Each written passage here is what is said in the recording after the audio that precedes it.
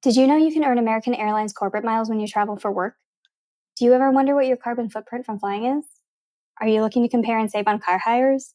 Or maybe you're looking to check out different hotel deals. You can find information on all of these topics in one place with the app in the air for free. Best of all, you get 20% off of your next flight when you book directly through the app by using the code Geobreeze at checkout. Thank you to App in the Air for partnering with this episode of the Geobreeze Travel Podcast.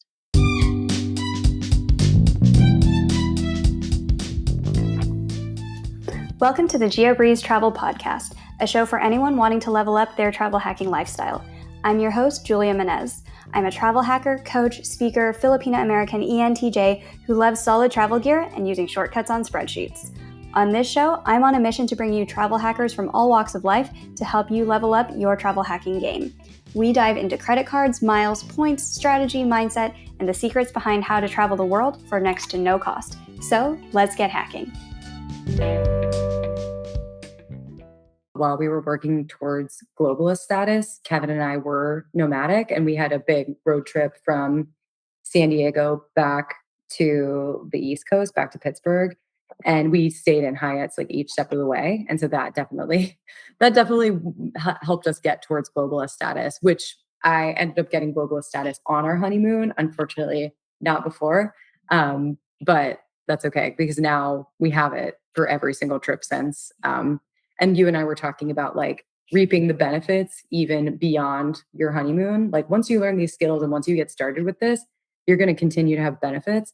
And 6 months after we got married, we're taking like basically a free trip this weekend to Austin and staying in a Hyatt because we have globalist status. So it's like you get that 4 p.m. checkout on your last day. So you could just keep all your stuff there and like take a night flight. It's really, really good perks. Hey there, points people. You just heard a clip from Lindsay Bayer Ray of Lindsay Bayer. Lindsay is a happy graduate of my coaching program, and I am so excited to share some of her award travel wins from the past year. Outside of her love of travel, she works in tech and loves minimalist decor, houseplants, and sushi. In this episode, we discuss how Lindsay strategically allocated different aspects of her wedding budget to earn thousands of dollars of free travel, as well as getting globalist status with Hyatt. We also discuss her fabulous honeymoon that she and her husband took to the Thompson Zihuatanejo in Mexico. If you're relatively new to points and miles, but are looking for upgraded travel experiences, check out the Capital One Venture X card. This card comes with an annual $300 of travel credit to use in the Capital One portal, a $100 credit to use towards TSA PreCheck or global entry, lounge access, top-tier rental car status, and more. Remember, never ever ever apply for a credit card through Google. Always use a friend or creator's links when possible. If you're interested in supporting this show when you apply for your next card, check out geobreezetravel.com/cards. And we have a link to the Capital One Venture X for you in the show notes as well. And now, on with the show. Hey, Lindsay, welcome to the Geobreeze Travel Podcast. Hello, very excited to be here. I'm excited to have you here. I'm excited to hear all about how you structured your wedding budget in order to get a basically free honeymoon and how other people can do the same thing. Because I think that's one of the best uses for beginners for points and miles is like, oh, where do I put all of these minimum spends because I don't have any large purchases coming up. If you have a wedding and you have multiple $3,000 purchases coming up, you can just get a free honeymoon. So it translates very well there. But before we get into all of the details about how you structured this and how you budgeted for all of this, tell us a little bit about yourself and how did you get into points and miles? Sure. Okay. So I would say first off, I'm a happy grad of the Geobreeze travel hacking strategy program. So a lot of, the reason I'm excited to be here and a lot of how I got into this is because of you. So I found out about travel hacking first through Mike and Maggie over at Friends on Fire. They had you on and I listened to your episode and it honestly like blew my mind. And I just happened to be recently engaged. And so then I reached out to you and then we started talking and I brought you on as a coach, which is great because this was like the second month that I was engaged. And we can talk about that more, why it's important to like get started with travel hacking as early on in your wedding process as possible. Or outside of travel hacking, I am kind of just like a normal layperson. I work in tech. I really like minimalism. I am on the fire trend, trying to do that. I have houseplants I'm trying to keep alive. Like I'm just a normal person, I think. So yeah, I'm excited to approach this from like a beginner perspective and to talk about all of the things, like you said, that you can achieve as a beginner, especially coming in with a wedding, and how you can really reap the benefits of travel hacking, even just like knowing the basics. So, yeah, that was a bit of a ramble, but I'm very excited to be here. We're so excited to have you. Before we jump into the points content, talk a little bit about how you approached wedding budgeting to start with, because I know for a lot of people, Mhm. it's a lot. The average wedding cost in the US, I forget what it is these days, $30,000. The ballpark is somewhere between like 20 and 30,000 for the average US wedding. And I think understandably, in higher cost of living cities, it's gonna be, like, way more than that. Like, I know you're in New York, I've spent time in New York, and I don't even it's certainly achievable, but it's hard sometimes to even get to that average number if you're in a higher cost of living place. And we ended up spending right around I'll just come out with all the numbers, like, we had a 75-person wedding in Pittsburgh, that's where both of our families are, and that's where I'm from. My husband's name is Kevin. And we had 75 people here. We did a lot of stuff ourselves and we still spent all in. I'm talking like big details like venue deposits down to small details like I thrifted my shoes off of Poshmark. We still ended up spending $19,000 all in.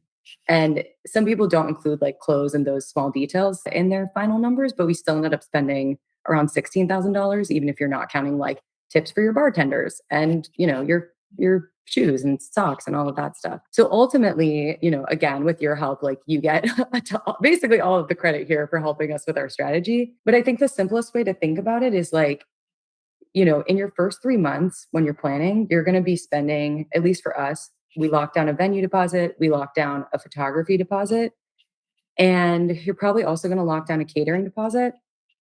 And those three things are pretty expensive. It varies depending on your budget. But it makes sense for each of those three things. Like use them towards a a sign up bonus. Like use them towards each of them. Use them towards a different credit card bonus, and so that's what we were able to do. Because if you have a year where you're spending like a surprise $20,000, you might as well get something back from the end of that, which is your honeymoon. So yeah, that's kind of how we thought about it. That is the best way to think about it. I discovered points and miles well after we got married. I think my husband and I got married. I should know this. 2015. It's been a while. We got married in 2015. It was a destination wedding to Puerto Rico. So even just imagine if I knew about putting our flights, the hotel, all of that stuff. And we did a planning trip too, where we looked at different venues. So we went to Puerto Rico Wow. to plan all of that out.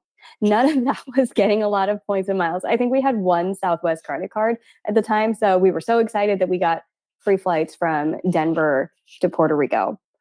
And that was it. But we didn't know to put our, like you said, the venue deposits, dress. We bought all of the suits and bridesmaid dresses. We only had one on each side, but we bought all of the outfits for everybody, offered to pay for hotels for people in case they were having any kind of financial trouble. And we were like, we really just want you to be at our wedding. So if we had known to put that on a points and miles credit card, oh my God, we would have gotten just a free honeymoon, which we went to Thailand a few months after that. But yeah, so I'm glad you were able to get your honeymoon for free. How did you decide on your honeymoon destination? Everything you just said sounds like that is the path that we would have gone down too. If we, and there's like, my heart goes out to people who just like don't discover this yet. And I am so glad that we found you again 1 month in. Like we got engaged in December. So we were planning in January. I found you in February and found travel hacking through you in February. And so we did put our, I cringe to say it, like we put our venue deposit on just a regular, we ran it through our bank. And then after we started talking to you, then we ran everything on a credit card. So to answer your question, I think, and I should also say, like Kevin and I didn't do everything perfectly. So there are some things that I might go back and do a little bit differently. But we ended up going to Zihuatanejo, probably butchering that pronunciation, but it's very beautiful and I highly recommend it as a destination. So we ended up staying at the Thompson there. And the reason we picked it was because we were able to, plan ahead and we knew that we wanted something small.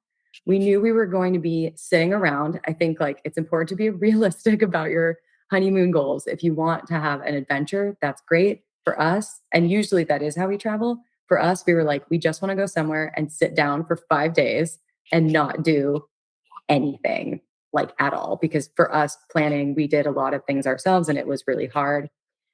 And Zihuatanejo is the perfect place. They have adventure stuff too, but definitely the perfect place if you want to sit down. So we knew we wanted something small. The Thompson is like 50 rooms.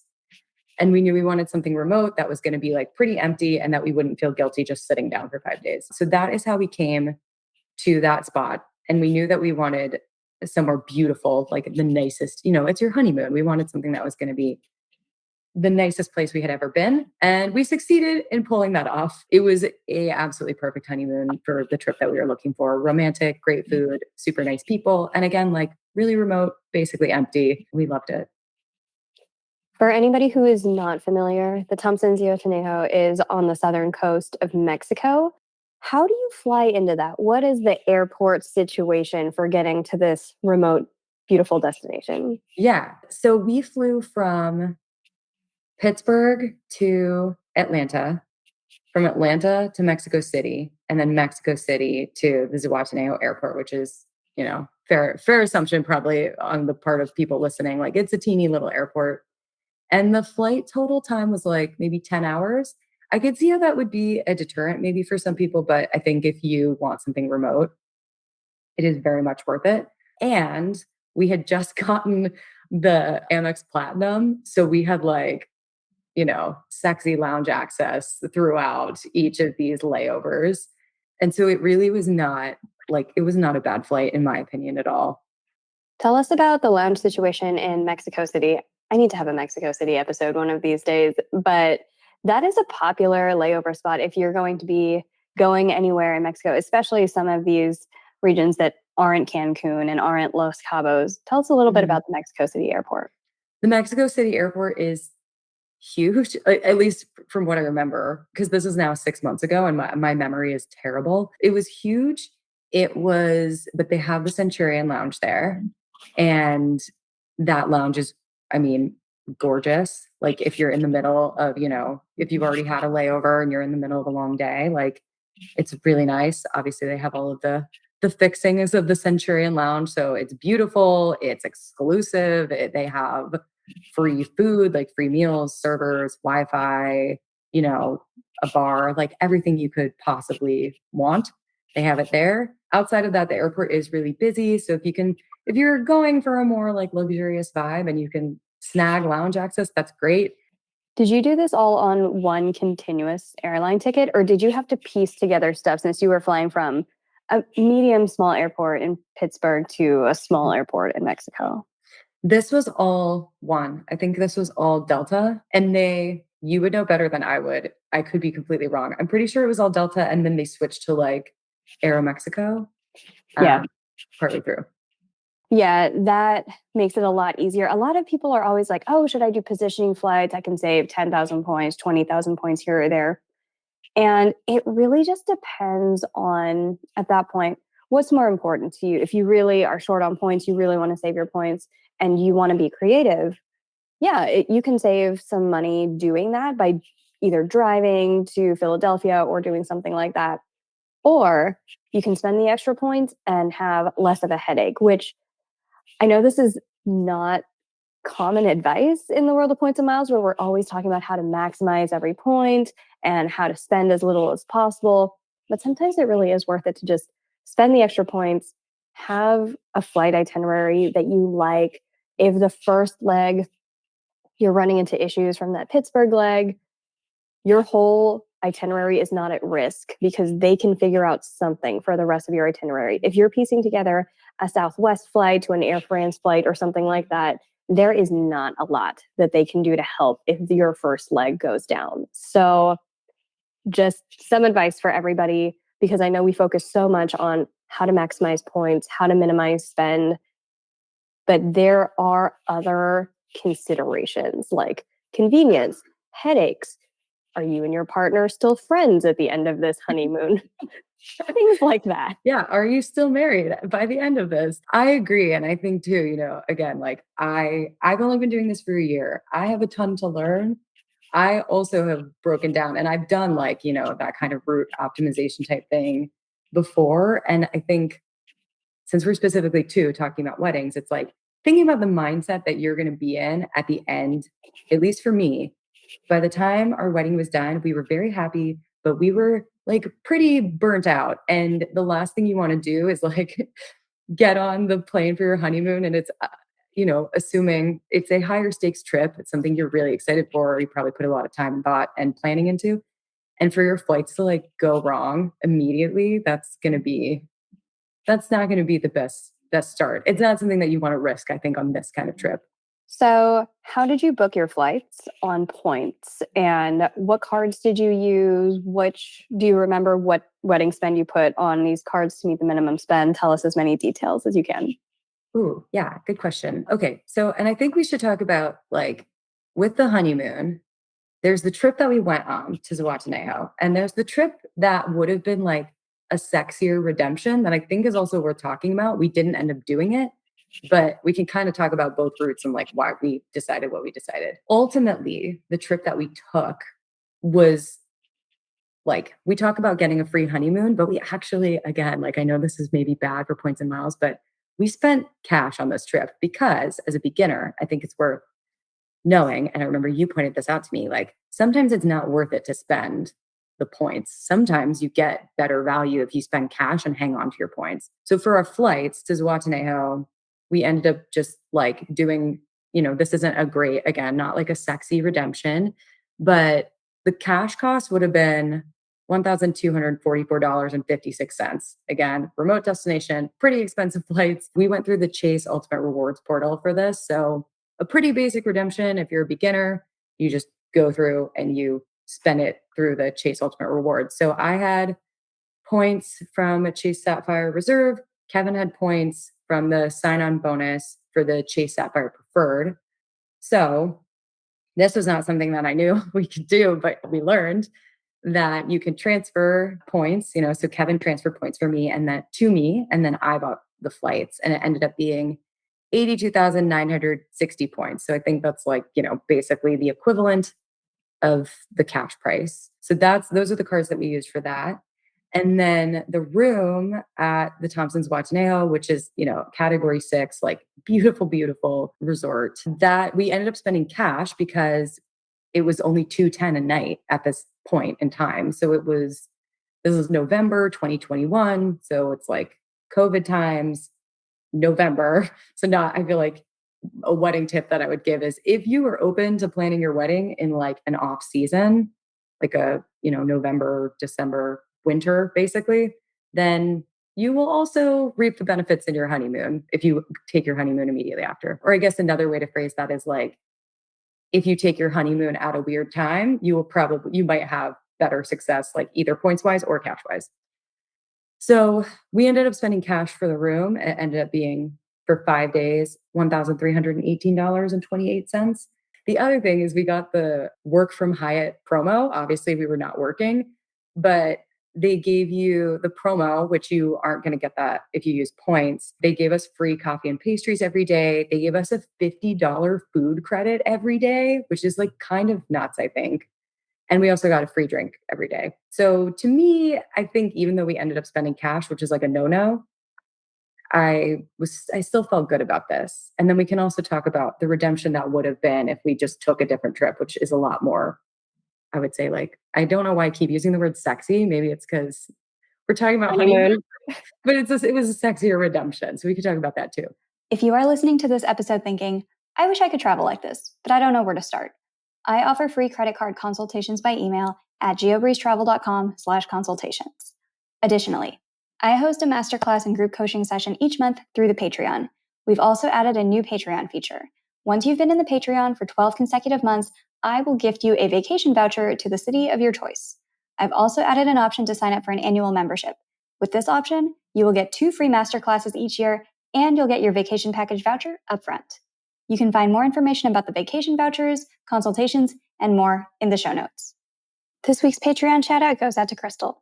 Thank you so much for being a part of the Geobreeze Travel Patreon community. I think you make a really good point where some people are like, I want to use points. I want to spend zero money. If I spend $1,000 on my honeymoon, I failed at points and miles, which is not true at all, because you will be able to take vacations later that those points might be better used for. You mentioned that the room was 210 a night. Yeah. Yeah, that is a really good rate because this hotel goes for starting at 25,000 points a night, I guess is standard. It can go up to 29,000. Do not spend 25,000 points per night on a room that costs $210. I like to aim for at least 2 cents per point with Hyatt. So if I'm spending 25,000 points in a night, that room better cost at least $500. And we're talking like Hyatt Ziva, Hyatt Zilara, all inclusive type of thing if I'm going to spend 25,000 points a night. So I think you guys made a great decision for just using the cash rate, getting that work from Hyatt promo. What does $50 of food credits buy at this hotel? Is that a lot of food? Is that like a green juice because it's an exclusive resort? What does that buy for you in $50? Coming from the US, going there, the conversion is in our favor. Everything is in pesos. So $50, I mean, that covers at least a meal. Like if we're both, splurging, getting everything we want at every meal, both Kevin and I, that covers at least a meal, maybe two. Again, if you're getting, for us, we got breakfast for free. So it would like at least cover our lunch or maybe, lunch and dinner. So yeah, $50 that was pretty serious for us. That was a pretty serious perk. Was the free breakfast because you were able to get globalist status quickly? This was just a freak thing. It was part of that promo. So again, I think it's like worth, if you're a beginner and you're staring down a promo like this, which who knows if these will even exist now that we're hopefully towards the end of the pandemic. But if you're staring down a promo that's like 210 a night, like you said, cash, and then they're also throwing in these perks of like food credits, free breakfast and stuff, I think it's definitely worth weighing if you should, probably shouldn't use points. But yeah, it was just part of the promo, just kind of a freak thing. That is a really good promo. Tell us about the food that they had at this resort. What were they serving you? The food was really good, and that's part of the reason why we decided to stay there. It's a lot of like, Mexican, but catering towards probably like more, US guests. So they had, like obviously great guac and chips, lots of tacos. Zihuatanejo is a seafood town.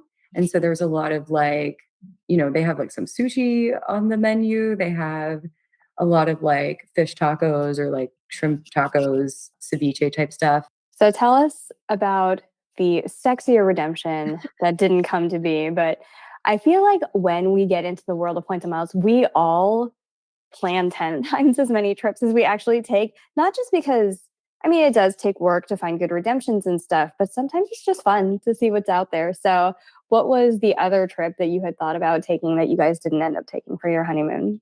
Yeah.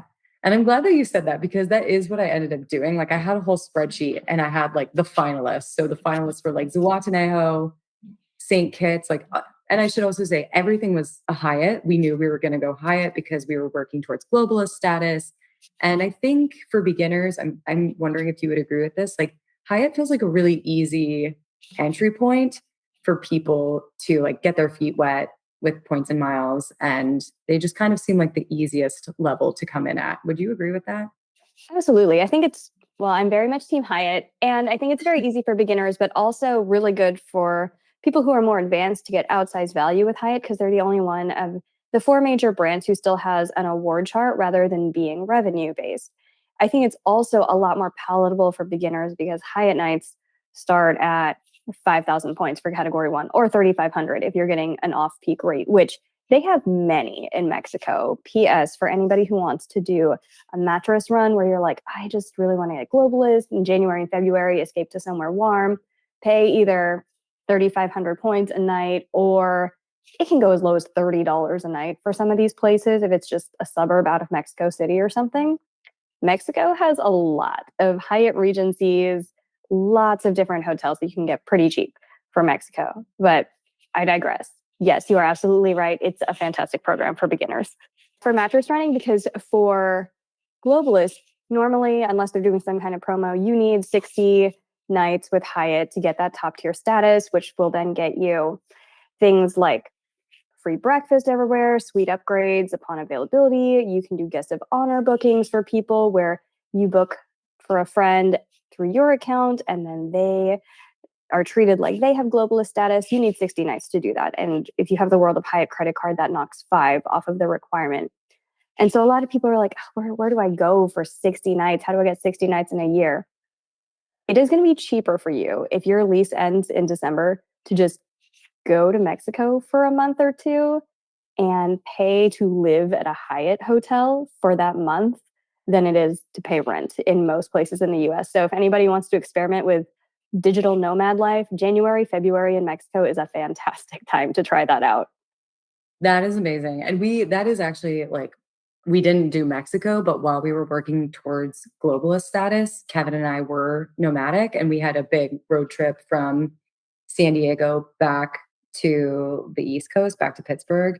And we stayed in Hyatts like each step of the way. And so that definitely helped us get towards globalist status, which I ended up getting globalist status on our honeymoon. Unfortunately, not before, but that's okay because now we have it for every single trip since. And you and I were talking about like reaping the benefits even beyond your honeymoon. Like once you learn these skills and once you get started with this, you're going to continue to have benefits.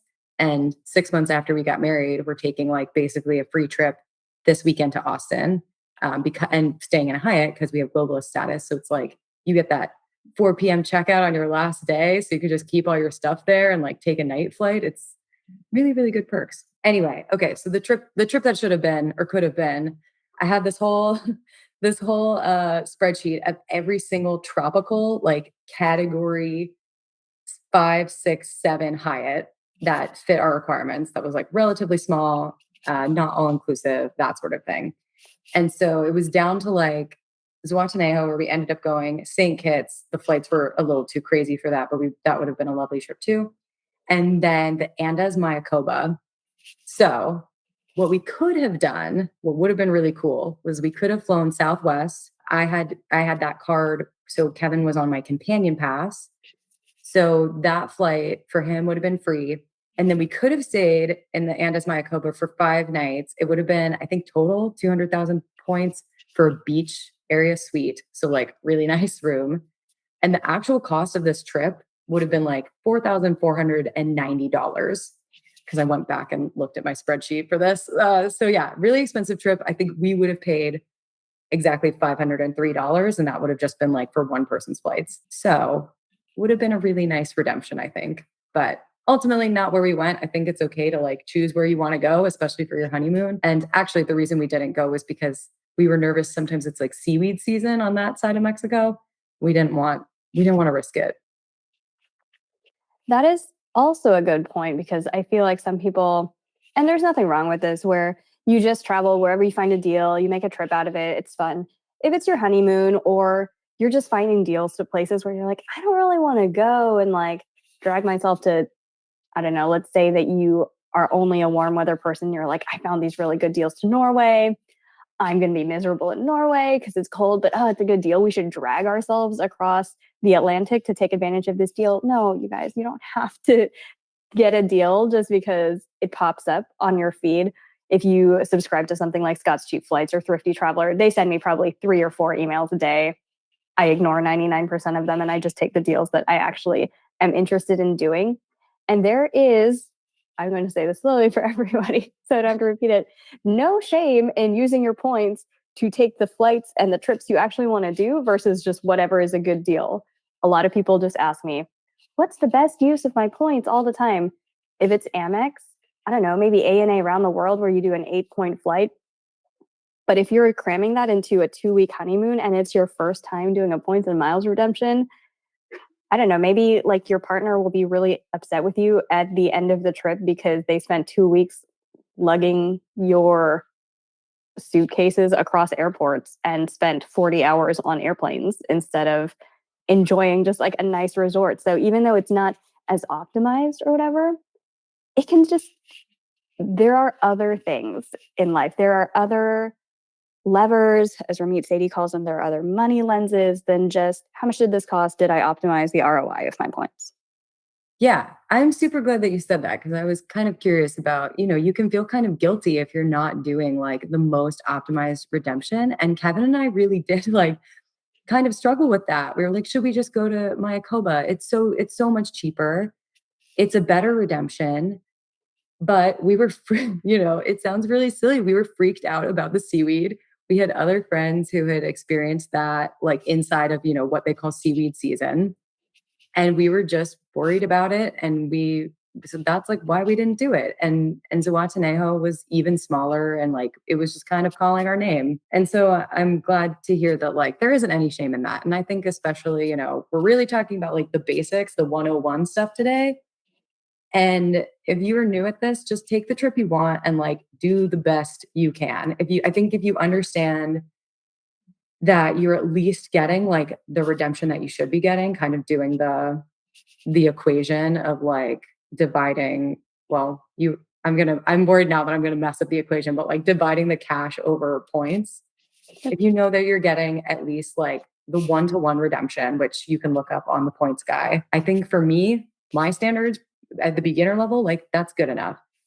Yeah, a lot of people are like, oh, I didn't get the whole thing for free. I only saved $800, whatever. That's still like getting $800 of trip credits for free. So I know we've kind of beaten this down into the ground, but for everybody listening, take the trips you want to take. And it's okay if it's not the most maximized thing ever, if it's not 100% free. You got some free travel, and you are doing better than 90 something percent of people who are traveling, if you've even gotten that far. And you'll continue to get better as you do the points game more and more. So I just think that's important for people to hear every now and again, because I know that Instagram is a highlight reel, and a lot of people only share when they get the $20,000 flights here and there, or when they're able to get 15 cents per point with some weird 14-point stack. And that's not the reality for most people. And it doesn't have to be the goal. The goal should be to travel the way you want and save money on it. Mm-hmm. I love that. Well said. So what's next for you guys now that you have your globalist status? You said you guys are taking a trip to Austin. How have you been keeping your points rolling in, since you've already signed up for a whole bunch of credit cards, earned those points, spent some of those points? What's the ongoing strategy for you? Yeah, the ongoing strategy right now is anytime I think one main takeaway, maybe for me, is like anytime you have a large purchase, just see if you can attach it to a sign up bonus. So like Kevin last year did freelance work and ended up having to like throw down a lot of money for taxes. So we just got, and I know you've recommended this card to me a couple times. We just got the city premiere, and he like put his tax money on that, and we killed a sign up bonus. So now we're going to get a bunch of city points, which is great. Anyway, and then as far as trips goes, so we're going to Austin this weekend. Again, I don't do everything perfectly. I had like 2 nights for Hyatt that were going to expire, and we didn't have anything previously that we were like attaching them to. And so I found in Austin, we really like Thompson's, and there's a Tommy, which is like, maybe you could explain this better, but it's like Thompson's baby brother. Still, I assume really, really nice. And so we booked flights on the Southwest card. Now Kevin has the Southwest card and I'm his companion, because they're still offering that promo. So like, it's great when you have 2 people doing this, but year 1, I had the card. He was my companion. Year 2, we've switched. He has the card. I'm his companion. So those flights were on Companion Pass, and then we're staying at the Tommy for 2 nights for free. And then the redemption, because I think it's a newer hotel in Austin, so the like actual point value redemption is a little funky. I can't remember exactly how many points I spent, but we're doing 2 nights on vouchers and then 1 night on points. And the cool thing too, I think when you use vouchers, is like we'll get free parking for those nights. And because I'm globalist, I confirmed with them, we also get free breakfast. So like I think these are the things that you have to weigh too when you're frugal. Like you mentioned Scott's cheap flights, and I'm also very much on that train. And for a long time, pre-credit card hacking and pre-travel hacking, I was like, buy a flight on Scott's cheap flights, like buy the 275 round trip flight to Paris, which I've done, and then buy your hotels on like, Hotwire hot deals, and everything will be like 150 a night, and you'll stay in a decent hotel. And that was like my whole strategy. And now the things that I have to weigh are like, can I get something on Companion Pass, or do I get the $275, round trip Scotch Cheap Flights flight?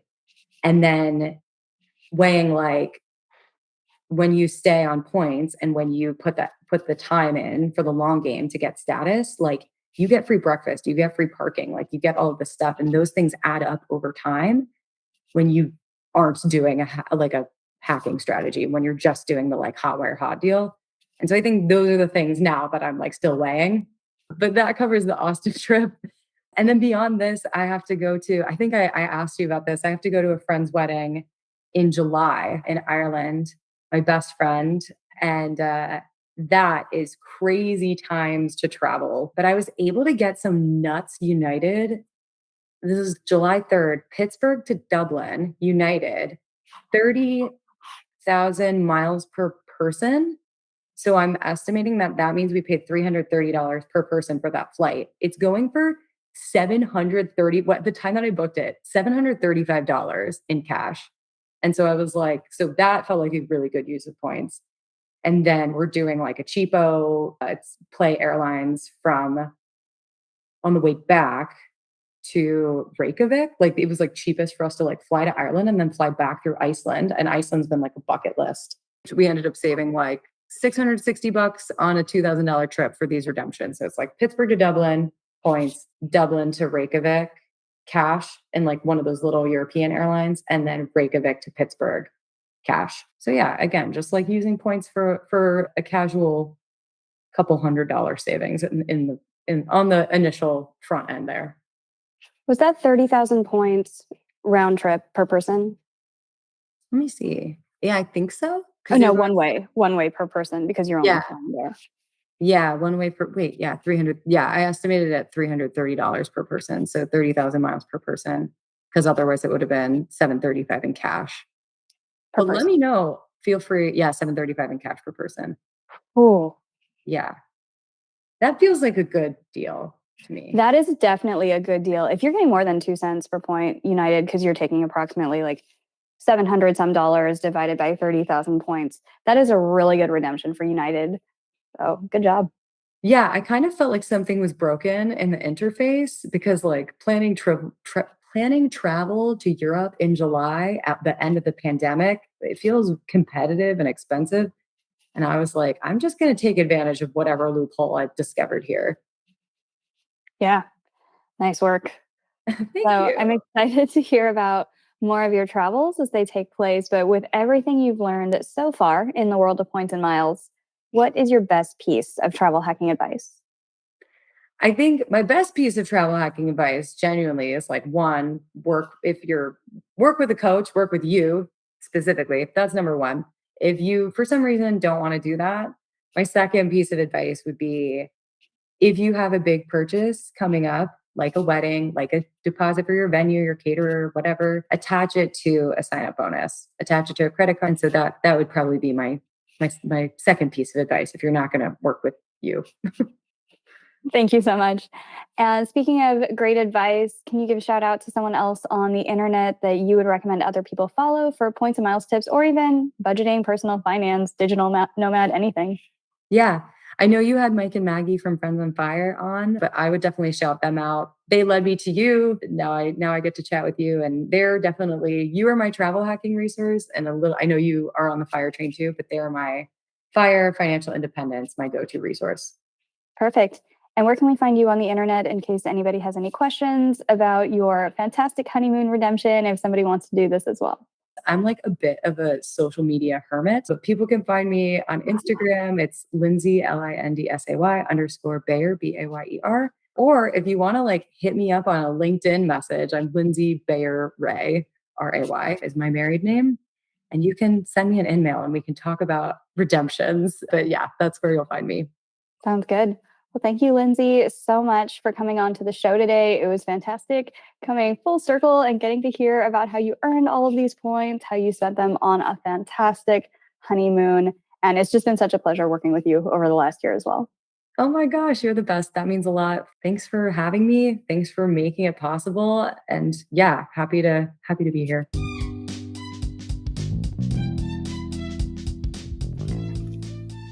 Thank you so much for listening to today's episode of the Geobreeze Travel Podcast. If any of the cards mentioned in today's episode piqued your interest, please check out the links in the show notes for more information on any of the cards. Also, if you apply for a card using the links on that page, I may receive a commission too, so please and thank you. P.S. I hear the links work better in Internet Explorer or Safari, and sometimes the credit card applications tend to glitch out in Chrome. Additionally, it would mean the world to me if you could subscribe to this podcast, leave a 5-star review, and share it with a friend. And if you would like to make even more travel hacking friends, please sign up for the Patreon to access our monthly masterclass hangouts. We dive deep into a particular points program each month, and you'll get to ask all of your travel hacking questions and enjoy being around other people who enjoy points and miles just as much as you and I do. If you would like an invite to the next one, head over to geobreezetravel.com/hangouts to sign up to be on the invite list. Take care and happy travels!